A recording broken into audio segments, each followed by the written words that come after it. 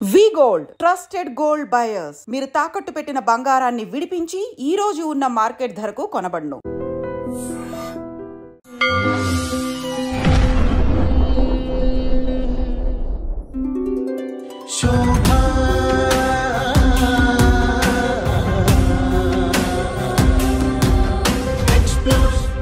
I explore only the truth, the two for you all. Shobha explores. స్వామి, నాకు కల్క్యావతారము లక లక లక లకమంటూ గుర్రం మీద స్వారీ చేస్తూ వస్తున్నట్లు నా భావన ఉంది. అది నిజమేనా స్వామి? నేను కాలజ్ఞానాన్ని 7 సంవత్సరాలు తపో దీక్షతోటి సాధన చేసి సరస్వతీ మాతను ప్రత్యక్షం చేసుకున్నాను. ఆ తల్లి సరస్వతీ మాత ప్రత్యక్షం ఇది కంట పడకుండా కానీ శాపం ఉంది. బ్రహ్మంగారి యొక్క శాపం ఉన్నది అని క్లియర్గా రాసింది. అంటే అప్పటికే పుట్టి ఉండాలి. కల్క్యావతారం పుట్టారా స్వామి? ఇప్పుడు బ్రహ్మరంభ గుడి ఉన్నది కదా, ఆ గుడిలో ఈశాన్యమూల నుంచి చిన్న రంధ్రం ఉంది. అమ్మ యొక్క అనంతమైనటువంటి రూపాన్ని మొదటిసారే నేను చూశాను. భయంకరమైన రూపంతో అమ్మ అమ్మ చూడలేను అని చెప్పి భయంకరంగా పారిపోయి బిందె కింద నింపి పెడితే బిందె మాయమై పైన ఉండేది. వారు అనుష్ఠానంలో కూర్చుంటే గంటలు అవే గనగన మోగేది. నా కన్నులార చూశాను. పూరి జగన్నాథ స్వామి ఆ విగ్రహాలు మారుస్తారని, అవును, ఆ స్వామి లోపల కృష్ణుడి హృదయం ఉందని ఉన్నది. మీరు చూసారా స్వామి? నేను స్వయంగా దగ్గర కూర్చొని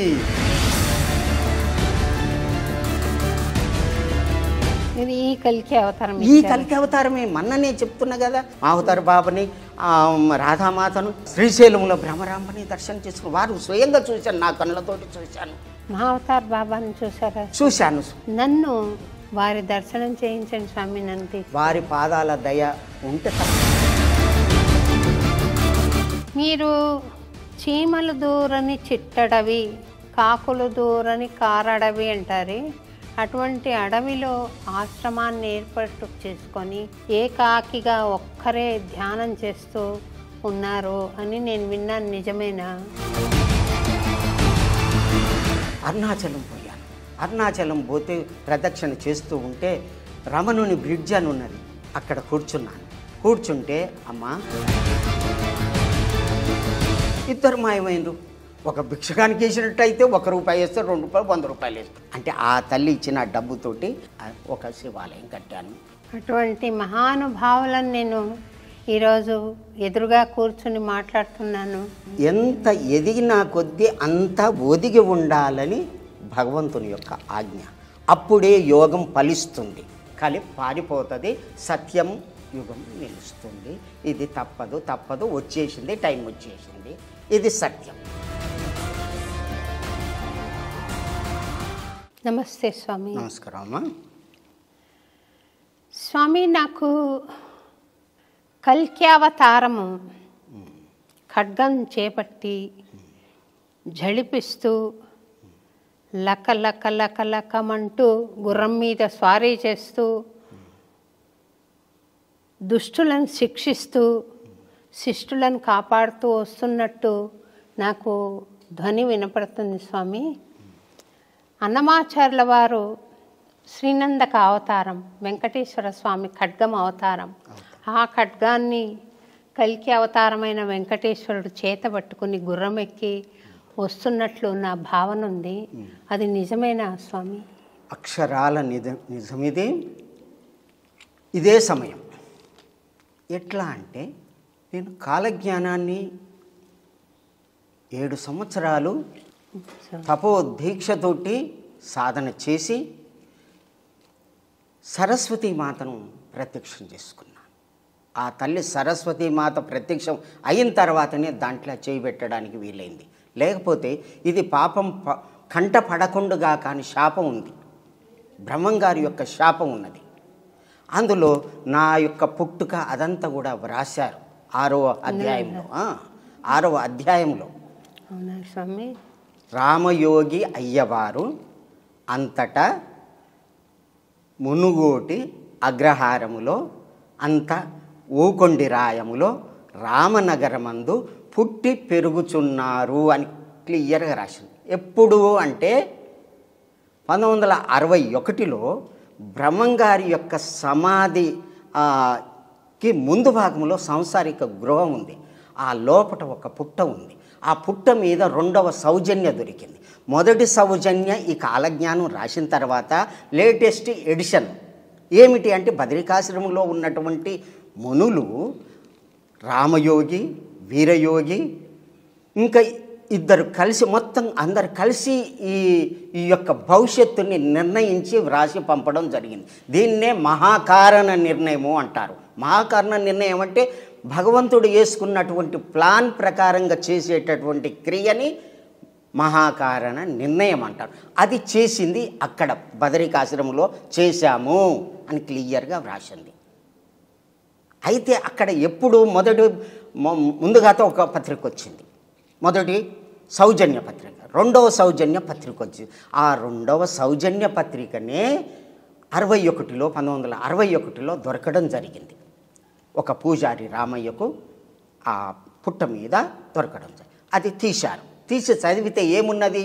రామయోగి అయ్యవారు, నల్గొండ జిల్లా, ఇది మునుగోటి అగ్రహారము అంతట ఊకొండి రాయములో రామనగరము అందు పుట్టి పెరుగుచున్నారు అని క్లియర్గా రాసింది. అంటే అప్పటికే పుట్టి ఉండాలి వారు. ఆ విధంగా రాయడం జరిగింది. ఇది 6వ అధ్యాయంలో ఉన్నది. అటువంటి మహానుభావులను నేను ఈరోజు ఎదురుగా కూర్చుని మాట్లాడుతున్నాను. చాలా సంతోషంగా ఉంది స్వామి. మీ సామాన్య మానవుడిలాగా మీరు ప్రవర్తిస్తున్నారు చూడండి. అది మీ దివ్యత్వాన్ని మరింత అధికం చేస్తుంది స్వామి. ఎంత ఎదిగినా కొద్దీ అంత ఒదిగి ఉండాలని భగవంతుని యొక్క ఆజ్ఞ. అప్పుడే యోగం ఫలిస్తుంది. కానీ నివురు కప్పిన నిప్పులాగా ఉండాలి, కానీ మండుతున్నటువంటి నిప్పులాగా ఉండరాదు. భౌతికంగా చూసేటటువంటి మేడలు, మిద్దెలు అవన్నీ ఉన్నతమైనటువంటివి కావు. ఎంత లోతుగా ఆత్మ యొక్క శుద్ధి ఉన్నది, ఆత్మస్థితి ఉన్నదని గ్రహించడమే అది గొప్ప విషయం. కాబట్టి మీరు నాకు ఒక ఆధ్యాత్మిక యోగిలాగా నాకు కనిపిస్తున్నారు. మీరు ఒక మీరాబాయి యొక్క అంశలాగా నేను చూస్తున్నాను. అప్పుడు ఆ తల్లి శ్రీకృష్ణుని ఏ విధంగా ధ్యానం చేసి జ్ఞానం ప్రచారం చేసిందో అదే రూపంతో ఆ పరమాత్ముని యొక్క పాదాల దగ్గర ఒక పువ్వు అయ్యి మీరు పద్మభూషణ అవార్డుని తీసుకొని ఎన్నో కష్టాలు పడి ప్రపంచ దేశాల్లో కచేరీలు చేసి ఎంతో కష్టపడి నాకు కూడా పిల్లలు వద్దు అనేటటువంటి భావనతోటి వీరే మాకు పిల్లలు, వారి పాదాలే మాకు శరణు అనేటటువంటి భావన ఎవరికి వస్తుంది తల్లి? ఉన్నతమైనటువంటి యోగులకే వస్తుంది తప్ప ఎవ్వరికి రాదు. అటువంటి యోగ స్థితిలో ఉన్నటువంటి మీకు శ్రాష్టాంగ నమస్కారం తల్లి. నమస్కారం స్వామి. చెప్పండి అమ్మా. ఈ కల్క్యావతారాన్ని ఎప్పుడు చూడగలుగుతాము? ఆయన పుట్టారా? చెప్తాను తల్లి. కలికి భగవానుడు రావటానికి భాగవతములో ఆయన గురించి వ్రాయడం జరిగింది. శంబల గ్రామంలో ప్రారుర్భవతి, ఆయన పుడతాడు. శంబల గ్రామంలో బ్రాహ్మణుని ఇంట్లో పుడతాడు అని రాసింది. శంబల గ్రామం ఎక్కడుంది? అది ఎవరికి అందనటువంటి విషయం. అక్కడ పుడతాడు అన్నాడు. బ్రాహ్మణ కులంలో పుడతాడు అన్నాడు. మరి బ్రాహ్మణుడు అంటే ఎవరు? బ్రహ్మచరతి ఇతి బ్రాహ్మణ. ఎవరైతే ధ్యానం చేస్తారో, యోగం చేస్తారో, బ్రహ్మ యొక్క దారిలో, పరబ్రహ్మ దారిలో ఎవరు నడుస్తారో వారే బ్రాహ్మణులు, వారే నిజమైనటువంటి. ఆ నిజమైన స్థితి ఎక్కడ ఉంది అంటే శంబల గ్రామంలో ఉంది. మరి ఇక్కడ భూమి మీద కూడా అదే స్థితి. నిజంగా వాళ్ళు ప్రతిరోజు కూడా అర్చన చేసి చేసి చేసి భగవంతుని యొక్క స్వరూపం అవుతారు వాళ్ళు. కాబట్టి అది బ్రాహ్మణ కులములో. ఇక్కడ కాలజ్ఞానంలో కూడా నిరుపమ ఖడ్గదార నిజ బ్రాహ్మణ జన్మములోని జన్మము సురలును మెచ్చవచ్చెదను సూర్యులు మెచ్చగా రామధర్మజులు. ఇక్కడనేమో రామధర్మజులు ఆయన పేరు, అక్కడనేమో కల్కి భగవానుడు అని చెప్పి భాగవతం చెప్తుంది. ఈ యొక్క కాలజ్ఞానంలో రామధర్మజులు ఎవరి పేరు? కల్కి భగవాన్ పేరు. ఆయనే వీర వసంతరాయలు, వీరభోగ వసంతరాయలని పేర్లు పెట్టుకొని ఆ విధంగా చెప్పడం జరిగింది. అది గుర్తుపట్టడం చాలా కష్టం. అది భగవంతుని యొక్క లీలలు మనం తెలుసుకోలేము. ఆ విధంగా రాయడం జరిగింది. ఆయన ఎట్లా ఉంటాడు? నిరుపమ ఖడ్గధారాన్ని, ఆ ఖడ్గానికి ఉపమానము అనేటటువంటిదే లేదు. నిరుపమ ఖడ్గధార నిజ బ్రాహ్మణ జన్మము, నిజమైనటువంటి బ్రహ్మ యొక్క స్థితి ఉన్నటువంటి ఆ యొక్క బ్రాహ్మణుని యొక్క ఇంటిలో జన్మములోని జన్మమును సూరలును మెచ్చగా, దేవతలు మెచ్చేటట్టుగా, సూర్యులు మెచ్చగా వస్తాను అని చెప్పి రాశారు. అయితే వీరికి అంగార వీరనో వాస్తు పార్యగ సువ్యక్తం సురభూజితం. అంగార గ్రహంలో కూడా మంచి సూర్యులు ఉన్నారు. మన అంగార గ్రహంలో ఇప్పుడు పరిశోధన చేస్తున్నాం కానీ దీంట్లో రాసింది ఉన్నారు అని. అక్కడ ఉన్నటువంటి వాళ్ళు ఉన్నారు. అంగార వీరనో వాస్తు, వాస్తు అంటే ఉన్నటువంటి వారు, వీరనో వాస్తు. పార్యగ అంటే ఇదంతా తెలుసుకొని, భగవంతుని గురించి తెలుసుకొని ఇక్కడికి వస్తారట. సువ్యక్తం సురపూజితం, వాళ్ళు ఎవరట? దేవతల చేతనే పూజింపబడేటటువంటి మహాత్ములు కూడా భగవంతుని యొక్క నీడలో రావటానికి సిద్ధంగా ఉన్నారు. అట్లా రాయబడి కల్కి అవతారం పుట్టారా స్వామి? అయితే కలియుగము శ్రీకృష్ణుని యొక్క వైకుంఠం పోయేటటువంటి టైం నుంచి లెక్క పెడితే 1901 వరకు 5000 అవుతుంది. ఈ కాలజ్ఞానం ఏం చెప్తుంది అంటే పంచసహస్రానిపై తెలిసేనిమా అన్నాడు. 5000 తర్వాత, కలియుగం 5000 తర్వాతనే ఇది వర్తిస్తుంది అని క్లియర్గా రాసి. 5000 కంటే ముందు భూదేవి, బ్రహ్మదేవుడు, దేవేంద్రుడు, మునులు అందరూ వైకుంఠానికి పోవడం జరిగింది అని 10వ అధ్యాయంలో మొదటి పేజీలో రాయడం జరిగింది. అక్కడికి పోయి ఏం చేశారు అంటే ప్రార్థన చేశారు. స్వామి, ఇప్పటికే చాలా పాపం పెరిగిపోయింది, అసలుకి ధర్మం అనేది 4 పాల ధర్మంలో 1 పాలు ఉండాలి, ఆ 1 పాలు కూడా లేదు, అప్పటికి లేదు. 2000 సంవత్సరాలు మ్లేచ్చుల పాలనే జరిగింది. 3000 వరకే. ఎప్పటి నుంచి? పరీక్షిత్ మహారాజు నుంచి విక్రమార్కుని దగ్గరికి, అంటే 3044 వరకే జరిగింది. అంతకుముందు కూడా అటు ఇటే జరిగింది. తర్వాత 2000 సంవత్సరాలు పూర్తి మ్లేచ్చులు. ఆ విధంగా ధర్మ లోపం రావడం వలన భగవంతుడు రాక తప్పలేదు. అయితే 4,32,000 సంవత్సరాలు కదా అసలుకి వాస్తవానికి. అది జ్యోతిష్య గణన ప్రకారం, అది భారతీయ ఖగోళ శాస్త్రంలో వ్రాయబడినటువంటి లెక్క అది. అయితే ధర్మ సంస్థాపన కొరకు, ధర్మరక్షణ కొరకు ఎప్పుడైతే ధర్మం లోపిస్తుందో భగవంతుడు రావాలి. అభ్యుత్థానం అధర్మస్య తదాత్మానం సృజామ్యం, నేను తప్పనిసరి వస్తాను అధర్మాన్ని నాశనం చేయటానికి. అధర్మం ఏమీ లేవు, 4 పాదాల్లో ఏది లేదు, ఒకటి లేదు. సత్యము లేదు, దయ లేదు, తపస్సు లేదు, దానం లేదు. ఇవే ముఖ్యమైనటువంటి ధర్మాలు, ముఖ్యమైనటువంటి సత్యయుగం యొక్క ధర్మాలు ఇవి.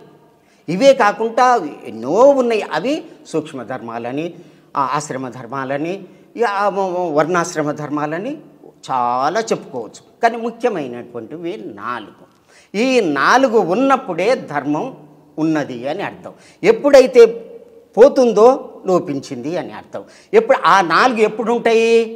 సత్యయుగంలో ఉంటుంది, కృతాయుగంలో ఉంటుంది. ఆ కృతాయుగం ఎప్పుడు వస్తుంది అంటే గురువు, చంద్రుడు, సూర్యుడు, గురువు ఏకరాశిలో, పుష్వీ నక్షత్రంలో, ప్రథమ పాదములో, కర్కాటక రాశిలో చేరినప్పుడే కృతయుగ లక్షణం మారుతుంది. ఎప్పుడు? కలియుగం పోయి కృతయుగం మారుతుంది అన్నాడు. అయితే ఎప్పుడు మారింది అది? 1/8/1943లో మారింది. భాగవత గ్రంథ ఆధారంగా వేదవ్యాసుని యొక్క వ్రాత ప్రకారంగా వచ్చింది. అయితే ఇప్పటికి మరి కలియుగంలో అంతంలో పుడతా అన్నాడు కదా. కలియుగము అంతంలో పుడతా అన్నాడు. ఎవరు? కలికి భగవానుడు. అంటే 43 కంటే ముందు పుట్టాలి కదా. అవును స్వామి. కాబట్టి కలికి అంటే స్త్రీ రూపం. ఎటువంటి స్త్రీ రూపం అంటే ఆ తల్లి ఆదిపరాశక్తి అంత శక్తి కలిగినటువంటి పరమాత్ముడే రావాలి. ఆ యొక్క మహావిష్ణువే ఆ విధంగా రావడం జరిగిందన్నమాట.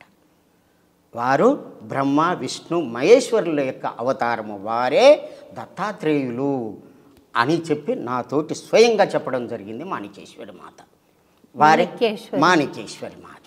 అయితే ఈ విధంగా రావడం జరిగింది. ఎప్పుడు 43కు ఇది అంతమవుతుందని దీంట్లో భాగవతంలో చెప్పడం జరిగిందా? దానికంటే ముందే రావాలి కదా. కాబట్టి వారు ఎప్పుడు వచ్చారు? 5/5/1930లో సూర్యలోకం నుంచి సూర్యలోకంలో సభ చేసి, నిజానికి వాస్తవానికి సూర్యలోకంలో ఏం లేదు, మండుతున్న గోళము అనుకుంటాం. కాదు, అక్కడ కూడా దేవతా నివాసం ఉన్నది. అక్కడికి వచ్చి ఎవరి ఆజ్ఞ ప్రకారము? శ్రీనివాసుని యొక్క ఆజ్ఞ ప్రకారము వైకుంఠంలోనికి వీళ్ళందరూ పోయిరు కదా, పోయి అడిగిరు కదా. కాబట్టి ముందుగా నా యొక్క అంశాలతోటి పంపిస్తున్నాను అన్నారు. వారు రావడం జరిగింది. ఎట్లా రావడం జరిగింది? సూర్యలోకం నుంచి అప్సరసలు ఆడగా, గంధర్వులు పాడగా, కిన్నెరులు అందరూ కూడా సేవిస్తూ రాగా కాలనేమిని అనేటటువంటి ఒక దివ్య విమానంలో సూర్యలోకం నుంచి వచ్చేను. ఎప్పుడు? 5/5/1930లో ఎక్కడికి వచ్చింది? అహోబిలానికి రావడం జరిగింది. అక్కడి నుంచి తర్వాత భూమి మీద ఏ విధంగా చెయ్యాలి, ప్రక్షాళన ఏ విధంగా చేయాలని ప్లాన్ వేసుకొని ఆ తల్లి గర్భంలో శ్రీముఖనామ సంవత్సరంలో ప్రవేశించడం అయ్యింది. అంటే 33 శ్రీముఖ, 34 భవనామ సంవత్సరం. వారు పుట్టింది 26/7/1934లో పుట్టడం జరిగింది. ఇదంతా క్లియర్గా ఉండడం జరిగిందనమాట. వారు వచ్చింది ఏమిటికి? అన్నం లేదు, నీరు లేదు, నిద్ర లేదు, తపస్సు చేయాలి, దారపోయాలి. ఎక్కడ? మాత. వారే వీరధర్మజులు. సూర్యలోకంలో వారు వీరధర్మజులు. ఈ భూలోకంలో వారి యొక్క పేరు మాణికేశ్వరి మాత తల్లిదండ్రులు పెట్టారు. మరి పురుషుని యొక్క పేరున్నది కదా, ఇక్కడ స్త్రీ పేరు ఉంది కదా, రూపం మాత్రం స్త్రీ అవతారంగా ఉంది కదా. అంటే ఆత్మ స్త్రీ కాదు, పురుషుడు కాదు, శక్తి స్వరూపం, పరమాత్మ రూపము. తల్లి గర్భానికి ప్రవేశించిన తర్వాతనే స్త్రీ పురుష భేదాలు అనేవి వస్తాయి. కాబట్టి ఆ విధంగా రావడం జరిగింది. జరిగిన తర్వాత ఈ భూమి మీదకి వచ్చిన తర్వాత ఎక్కడెక్కడ తన శిష్యులు ఉన్నారో, వారి అనుచరులు ఎక్కడున్నారో వాళ్ళ ఇంటికి పోయి మాయమైపోయి పిలుచుకోవడం జరిగింది. అట్లాగే నా దగ్గర కూడా వచ్చినాం. అట్లాగే ఎంతోమంది దగ్గరికి పోయి వాళ్ళని దగ్గరికి తీసుకొని, రాములు నువ్వు ఈ పని చేసేది ఉన్నది, ఈ పని చెయ్యి అని నాకు ఆ ఆశ్రమంలో సాహిత్య సేవ నాకు ఇవ్వడం జరిగింది. అహింసా పద్ధతి బోధించాలి, భక్తుల్ని మార్చాలి, వాళ్ళ యొక్క అజ్ఞానాన్ని తొలగించాలి. భాగవతం చెప్పడం, కాలజ్ఞానం చెప్పడం, భగవద్గీత శ్లోకాలు చెప్పి చదివి వినిపించడం 30 సంవత్సరాలు ఆ విధంగా చేసి ప్రచారం చేయడం, అహింస ప్రచారం. మళ్ళీ వారు వచ్చినటువంటి వాళ్లకు శక్తిపాతం చేసి వాళ్ళని దివ్యత్వం ఇవ్వడం. అట్లా అమ్మను చూసి శక్తిపాతం కలిగి వాళ్ళకి ఏమీ తెలియదు, వాళ్ళంతా పిచ్చోళ్ళలాగా తిరిగారు. అంత వాళ్ళు యోగులు, ఎంతమంది యోగులు, ఎంతోమందికి అమ్మ అన్నం లేదంటే అన్నం పెట్టించారు. అక్కడ అది ఎటువంటి ప్రాంతం అంటే కర్ణాటక ఆంధ్ర మధ్య భాగంలో కనీసం అక్షర అభ్యాసం కూడా తెలియనటువంటి వాళ్ళు, ఓం నమ శివాయ అనేటటువంటి మంత్రం కూడా అనరానటువంటి వాళ్ళు అక్కడ ఆ ప్రాంతంలో ఉన్నారు. అటువంటి వాళ్లకు బసవేశ్వరుని యొక్క గుడి కట్టించి ఓం నమ శివాయ అని అనిపించి, అంతకుముందు మాంసం తిన్నటువంటి నాలుక లావైతుంది అనరాదు, అటువంటి వాళ్ళకు ఇది తప్పు నాయన అని చెప్పి రోగాలు నొప్పులు అవన్నీ తగ్గించి అన్నం పెట్టి అన్నదానం చేసి వాళ్ళని భక్తులుగా మార్చింది. లక్షల మందిని, కోట్ల మంది విదేశాల నుంచి కూడా వచ్చారు. అమ్మ ఎక్కడంటే అక్కడ కనిపిస్తుంది, ఈడ ఉంటుంది, ఇంకా వేరే దిక్కులో ఉంటుంది, ఎక్కడనైనా తిరుగుతుంది. ఇక్కడ అమ్మ ఇక్కడ ఉండి మాట్లాడితే మా గృహంలో నల్లగొండలో రాములు రా అంటే వచ్చేది. ఈడ ఉండి పిలిస్తే ఆడ నాకు వినబడితే ఈడికొచ్చేది. చూడు, అటువంటి గురువు నాకు ఏడ దొరకాలమ్మా, అటువంటి తల్లి నాకు ఏడ దొరకాలి. అయితే నేను పుట్టినప్పటి నుంచే నాకు యోగ జ్ఞానం ఉన్నది. 4 సంవత్సరాలకి ఆత్మజ్ఞానం దివ్య పురుషులు కలిగించడం జరిగింది. ఆ స్థితితోటి నేను సంస్కృతం తెలుగు పండితునిగా చదువుకొని నేను వేదం చదువుకోవాలి, శాస్త్రం చదువుకోవాలి, భగవంతుని దారిలో నడవాలని చిన్నప్పటి నుంచి ఉండేది. ఆ విధంగా ఇదయ్యి 1966-67లో ముమ్మడివరం పోయి వారిని దర్శించుకొని, నా గురువు నీవైతే స్వీకరించు స్వామి, లేకుంటే నా గురువు ఎవరో నాకు దొరికేటట్టు చేయమని వారిని ప్రార్థించడం వల్ల వారి యొక్క శ్వాసని నా మీద ఊదడం జరిగింది. అదే ఆశీర్వాదం. అప్పటి నుండి ఆ మళ్ళీ శ్వాసను అంటే ఎవరు స్వామి? బాలయోగి, శివ బాలయోగి. బాలయోగి ఆ విధంగా చేయిన తర్వాత 78లో అమ్మ 1975లో యానగెందులో మాయమయ్యి శ్రీశైలం పోయి అక్కడ 3 సంవత్సరాలుండి తపస్సు చేసి శివునితోటి మాట్లాడి ఎట్లా మాట్లాడిందంటే, ఇప్పుడు బ్రహ్మరంభ గుడి ఉన్నది కదా, ఆ గుడిలో ఇక్కడ ఇటు ఈశాన్యమూల నుంచి చిన్న రంధ్రం ఉంది. సూక్ష్మ రూపంతో లోపలికి పోతూ ఉంటే అక్కడ దేవతా పోలీసులు ఉన్నారట. వాళ్ళు అడ్డగించిరట. శివుడు తపస్సు చేస్తున్నాడు, లోపల కొలనుంది, తపస్సు చేస్తుండు, మీరు పోరాదంటే నేను కూడా తపస్సు చేస్తాను, వారిని కలిసి మాట్లాడతానంటే ఆజ్ఞ తీసుకొని వస్తే అప్పుడు తీసుకుపోతే నాగేంద్రుడు ఉన్నాడట, పోలీసులు ఉన్నారట, దేవతా పోలీసులు. అమ్మ చెప్తుంటే నేను ఎక్కడ ఏ శాస్త్రం రాసలేదు. పోయిన తర్వాత 45 నిమిషాలు మాట్లాడిండు. ఏమని?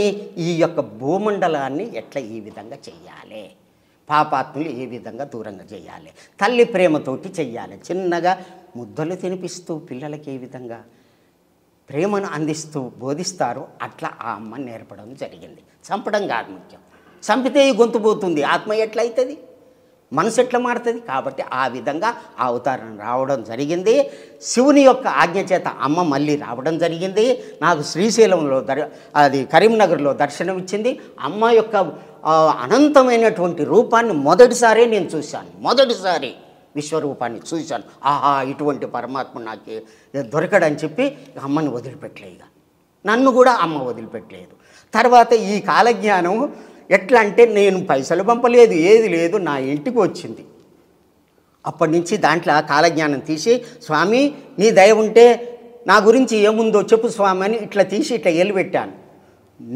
నువ్వు చూడు, నువ్వు అడిగేది చూడు, నీవు ధర్మాత్మునివి, నేను అనంతుడను, ఇది వ్రాయవలసి ఉన్నది అని అట్లాగే రాసింది. అదేంది మాయ. ఆహా అంటే ఇది వదిలిపెట్టొద్దని 7 సంవత్సరాలు సాధన చేసి ఆ విధంగా చేసి అమ్మ దగ్గరికి పోయి, అమ్మ ఇట్లా ఉందంటే అది నాయన బ్రహ్మంగారి యొక్క శక్తి మొత్తం నింపిండు. ఆ కాలజ్ఞానం 4 వేదాల యొక్క సారం అంతా దాంట్లో ఉంది. ఇది మూలము, ఇది ప్రణవ వేదము అంటారు, దీన్నే సాంద్ర సింధు వేదము అంటారు. ఇది సాధ్యం కాదు, భగవంతుని యొక్క దయ వల్లనే ఇది సాధ్యమవుతుంది అని అమ్మగారు చెప్పారు. అప్పుడు నన్ను పరీక్షించి ఇది శక్తి ఇచ్చి అమ్మ 5 మామిడి పండ్లు ఇచ్చింది నాకు ఈ శక్తిపాతం చేయడం. అవి మొయ్యలేకపోయినా, ఒక్కొక్కటి కిలో ఉంటుంది. కానీ నేను తీసుకున్న తర్వాత ఒక్కొక్కటి 10 కిలోలు. వారి యొక్క ఇది ఒకసారి నాకు దర్శనం ఇచ్చారు కదా, కాళీమాతగా దర్శనించారు, అదురుకొని పోయినమ్మ భయంకరమైన రూపంతో, అమ్మ చూడలేను అని చెప్పి భయంకరంగా పారిపోయినా. ఆ విధంగా శక్తివంతులైనటువంటి పరమాత్ముని యొక్క స్థితే కలికి రూపమై 1934లో జన్మించి భక్తులను ఉద్ధరణ చేసి రక్షించారు. ఇప్పుడు లింగంలో కూర్చున్నారు. ఎప్పుడు 43లో ముందు ఉండాలి కాబట్టి మీరు 43 ముందుకు వచ్చారు. మళ్ళీ తర్వాత ఇప్పుడు 12/8/2026కు మళ్ళీ వస్తుంది. ఏంటిది? అదే ముహూర్తం. ఏది అంటే కృతయుగ, కలియుగం పోయింది, కృతయుగం వచ్చిందని మళ్ళీ వస్తుంది. 2026కు వస్తుంది. అంటే ఇప్పుడు ఎందుకు ఇచ్చిండు? అప్పుడేమో స్త్రీ రూపంలో భగవంతుడు వచ్చిండు, ఆ విధంగా తల్లి ప్రేమను చూపెట్టిండు, భూమి మీద తన ప్రేమను చూపెట్టి ధర్మ సంస్థాపన కొరకు అహింసా పద్ధతిని బోధించు. అమ్మ చిన్న చిన్న మాటలతోటి ఎట్లా నాయన, అది ఎంత తప్పది. ఒక జీవినికి వస్తే మాంసహ అత్తి మాంసం, మాంసం అనే పదానికి అర్థమైంది మాం, నన్ను, సహా, అది, అతి తింటుంది. నీవు అది తింటే అది నిన్ను తింటుంది అంటే నీ రూపం దానికి పోతుంది, దాని రూపం నీకు దోస్తుంటే నీకు పాపం వస్తుందని, పుణ్యం వస్తుందని అర్థం. శీర్షతే ఇది శరీర, శరీరం అని ఎందుకంటావు? ఎన్నాళ్ళున్నా కానీ ఈ శరీరం శిథిలం అయ్యేదిరా నాయన అని పెద్దలు పెట్టారు. దహ్యతే ఇది దేయ, అబ్బా ఎంత బాగుంది ఈ దేహం అని చెప్పి సబ్బులు పెడతాం, పౌడర్ పెడతాం, ఎన్నో చేస్తాం. అటువంటి శరీరాన్ని ఎందుకు ప్రేమిస్తావురా? అది ఎన్నాళ్ళున్నా కానీ కట్టెల్లా పడి కాలిపోయేదే. ఆత్మని ప్రేమించు, ఆత్మస్థితిని పొందు అని పెద్దలు పెట్టారు. అదే గ్రహించు నాయన. ఏమున్నది అది తినకూడదు, పాపం, అది పాప వస్తువు. అది ఎప్పుడైతే అహింసా పద్ధతి బోధించిందో కోట్ల మంది అమ్మ దర్శనానికి ఒక్కసారి 10,000 మంది వచ్చేది. అప్పుడు నన్ను ఉపన్యాసం ఇవ్వమనేదమ్మ. అట్లా మా రాములు అని చెప్పేది. అంత ప్రేమగా చూస్తే నా తల్లి ఆ విధంగా చేసి నేను ఎందుకు పనికిరాని, ఇది నా చదివెంత, నేనెంత, నా పాండిత్యం ఎంత, అటువంటి వాడిని తీసుకొని జ్ఞానం నేర్పి, యోగం నేర్పి, సాధన నేర్పి ఇంత తన పాదాల దగ్గర నిలుపుకొని ఆ విధంగా చేసినటువంటి తల్లిని ఆ కలికి రూపాన్ని వర్ణించడం సాధ్యం కాదు. శతకాలు రాశాను, చరిత్ర రాశాను, ఎన్నో రాశాను ఆ తల్లిని. ఆ విధంగా వచ్చినట్టు రూపమే కలికి అవతారం వీరధర్మజ మాత. మళ్ళీ ఇప్పుడు వస్తున్నటువంటి ఇది ఎవరు అంటే 2026కు ముందు పుట్టి ఉండాలి. ఇప్పుడు ఏమొస్తుంది? కృతయుగం, కలియుగం పోయి కృతయుగం వచ్చిందని అదే శ్లోకం వర్తిస్తుంది మళ్ళీ. అంటే అప్పుడేమో మొదటిసారి ఒక రూపం వచ్చారు, రెండోసారి ప్రక్షాళన చేయటానికి సమానమే అయినకుంటే సామభేద దండోపాయాలు. ముందుగాత సామంతో నాయన వద్దురా అని చెప్పిండ్రు, భేదం చేసి చెప్పి, ఇప్పుడు దండోపాయం కొట్టడమే. అందుకనే నష్టం జరుగుతుంది. 1901 వరకే కలియుగం 5,000 అయ్యింది. విక్రమార్కుని శకం వరకు 3,000 అయ్యింది. విక్రమార్కుని వరకే కొద్దిగా ధర్మం నిలిచింది. అటు నుంచి పూర్తి 2,000 సంవత్సరాలు మొత్తం అధర్మమే ఉంది. మహమ్మదీయుల పాలన, ఆంగ్లేయుల పాలన అంతా వాడిని వీడు చంపుకోడు, హిందువుల యొక్క ధర్మం అంతా నాశనం. కనీసం యజ్ఞాలు చేయలేదు, జుట్టు పెంచుకొని ఇవ్వలేదు, జిజియా పని అని వేసారు. ఈ విధంగా ఉన్నటువంటి బ్రహ్మరాంబ దాంట్లో రాస్తాడు, ఆ తల్లికి కట్టినటువంటి బట్టలకు చెదలు పట్టింది పూజలే కాని. అటువంటి ఇదిలో ఊరూరు తిరిగి ఎక్కడ కడప నవాబు దగ్గరికి పోయి మహిమలు చూపెట్టి ఆయనను శిష్యుని చేసుకుంటాడు. గోల్కొండ నవాబు దగ్గరికి పోయి ఆయనను శిష్యుని చేసుకుంటాడు. నీళ్లు పోసి దీపాలు వెలిగించి ఆయన అమ్మగారు కూడా దీపాలు పెట్టి దీపాలలో నూనె వేయకుండా నీళ్లు పోసి దీపాలు వెలిగించారు. అటువంటి శక్తివంతుడు. మరి బ్రహ్మంగారు ఎటువంటి వాడు? సచ్చినటువంటి వాళ్ళని బతికించిండు. ఇంకా సీసం తాగిది కరిగించి తాగిండు. కుక్క యొక్క మాంసాన్ని పండ్లుగా మార్చిండు. బ్రహ్మరాక్షసికి శాపం విమోచనం చేసిండు. గ్రామదేవతని పోలేరమ్మ తోటి పిలిస్తే పోలేరి రా అనగానే ఆ తల్లి వచ్చింది. స్వామి ఏం కావాలి? నిప్పు తీసుకురా. అందరూ నిప్పు తీసుకొచ్చి చూపెడుతుంటా గజగజ వనుకుంటా పారిపోయారు. అటువంటి శక్తివంతుడు రాసినటువంటిది ఈ కాలజ్ఞానం. మరి ఈ తల్లి ఎవరు?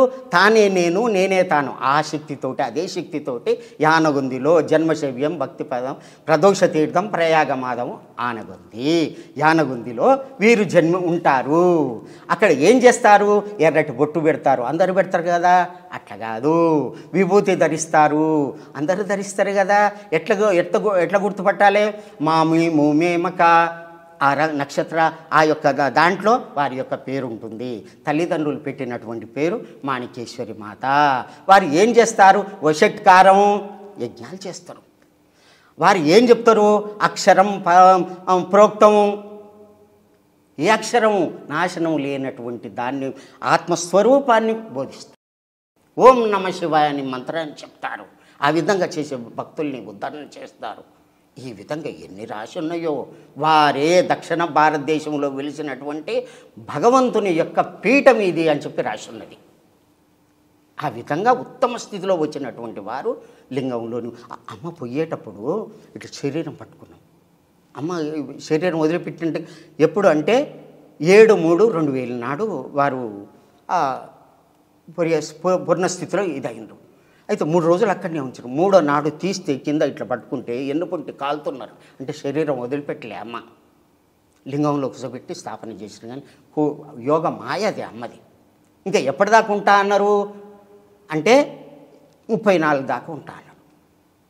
నేను మళ్ళీ వచ్చి దర్శనం ఇస్తాను. 2034 వరకు 34 వరకు వాళ్ళు నేను పటపట ధ్వనులతోటి భేదించి వస్తాను. ఒకసారి పరీక్ష చేశారు. ఏమని చేశారంటే 12 పంచకాలు 2 మీద ప్రకాశార్థం అంటే వారి 20వ ఏట 70 రోజులు ఆ గదిలో ఉండి అక్కడ త్రిశూలం పెట్టుకొని పండ్లు పెట్టి కొబ్బరికాయ కొట్టి మళ్ళీ గదిని మొత్తం మూసిరు. గాలి లేదు, వెలుతురు లేదు, కిటికీలు లేవు, ఏవి లేవు, మూసిరు. అది గవర్నమెంట్ ఒప్పుకోదంటే వేరే ఆ ఊరి పటేలు ఒప్పుకున్నాడు. అమ్మకి ఏమన్నా అయితే నేను నా యొక్క జాయిగా ఇస్తాను. తర్వాత 71వ రోజున ఆ గది తానంతట అది పలిగి బీటలు వారి అమ్మ బయటికి రావడం జరిగింది. అప్పటి నుంచి హైదరాబాద్ సంస్థానంలో ఉన్నటువంటి వాళ్ళందరూ గుర్తించి అమ్మ అని కాలు మొక్కిరు. అంతకుముందు ఎవ్వరు ఆ స్త్రీ రూపంలో ఉన్నటువంటి కష్టాలు ఎన్ని ఉంటాయి, చాలా కష్టం. అందులో పేద స్థితిలో ఉన్నటువంటి ఇంటిలో పుట్టింది. అప్పుడు అమ్మ అని కాలు మొక్కారు. ఆ ఊరి పటేలు ఎన్నో విధాల అమ్మని పరీక్ష చేసిండు. పాలిస్తే రక్తంగా మారినాయి. హుమ్నాబాదు మాణిక్యప్రభు యొక్క చెల్లెలు కొడుకు అప్పసాహ్ మహారాజు ఆడికొచ్చి ఆ ఆశ్రమం నడవటానికి నారాయణపేటకు వస్తే యజ్ఞాలు చేసి ఇదే ఉంటే రామరెడ్డి ఇక్కడికి ఒక మహాశక్తివంతమైనటువంటి పరమాత్ముడు ఇక్కడికి వస్తున్నాడు నాయన, వారిని మీరు చూసుకోవాలని చెప్తే 6 నెలలకే అమ్మ రావడం జరిగింది. 50లో అమ్మ అక్కడికి రావడం జరిగింది. 1950లో ఆ గుట్ట మీదకి రావడం జరిగింది. తర్వాత శివాలయం కట్టడానికి కింది నుంచి గుట్ట మీదకి మొయ్యటానికి బిందె ఎత్తుకొని పోతూ ఉంటే బిందె కింద నింపి పెడితే బిందె మాయమై పైన ఉండేది. వారు అనుష్ఠానంలో కూర్చుంటే గంటలు అవే గనగన మోగేది. పుష్ప వర్షాలు కురిసేవి. నా కన్నులార చూశాను. ఎవరు అమ్మ చెప్తుంటే శివునితోటి ఈ విధంగా మాట్లాడినాయి నాయన. 45 నిమిషాలు మాట్లాడిండు. అక్కడి నుంచి వెళ్ళి నేను హిమాలయకి వెళ్ళిపోతున్నాను అని చెప్పిండు అని ఇంకా కొన్ని విషయాలు దాచిందమ్మ. అంటే ఈ ప్రాంతం నువ్వు చూసుకో. శివుడు మళ్ళీ అక్కడికి వెళ్ళిపోయిండని చెప్పాడు. అదే నేను పుస్తకాలలో వ్రాసిన బుక్లో గ్రంథస్థం చేశాను. అమ్మ చెప్పినటువంటి ప్రతి మాట కూడా పారేయలే, దాంట్లో వ్రాసి పెట్టాను. ఆ విధంగా బ్రహ్మంగారి కాలజ్ఞానము, అమ్మ యొక్క చరిత్ర జోడించి అందరికీ చిన్న చిన్న మాటలతోటి తీయగా అందరికీ ప్రచారం చేయడం జరిగింది. అటువంటి వారే కలికి రూపము అమ్మగారు. వారే వీరధర్మజులే ముందుగా వచ్చినటువంటి కలిపి. అమ్మ మీరెవరు అని అడిగాను. రాములు ఏం అర్థమైతే లేదా నీకు అంటే అర్థమైతే లేదమ్మా, అమ్మనే కలికి అవతారం అని క్లియర్ చెప్పిన తర్వాతనే అమ్మ గుర్తింది. ఈ కాలజ్ఞానం ఎట్లుంటుందంటే మీరు చదివితే మీకే వర్తిస్తుంది, నేను చదివితే నాకే అది ఎటువంటిదంటే రాఘవ పాండవీయం అనే ఒక గ్రంథం ఉంది. అది ఒకటే పద్యము, ఇటు రామాయణానికి అటు కృష్ణుడు వాళ్ళకు వర్తిస్తుంది. ఒకటే పద్యం. హరి అంటే ఎన్నో అర్థాలు చెప్పవచ్చు. ఆ విధంగా వ్రాయబడినటువంటిదే విస్తృతార్థ కీర్తి. అంటే ఒకటే పదం ఎన్నో అర్థాలు వస్తాయి, ఎన్నో ఇది ఉంది. కానీ ఎవరు ఏమి చదివితే ఆ పరమాత్మని దయ ఉంటే ఇది వస్తుందో వాళ్ళకే అర్థమవుతుంది. నా ముచ్చటలు నాకే తెలియను, ఇది ఎవ్వరికి అర్థం కాదని వారు రాశారు.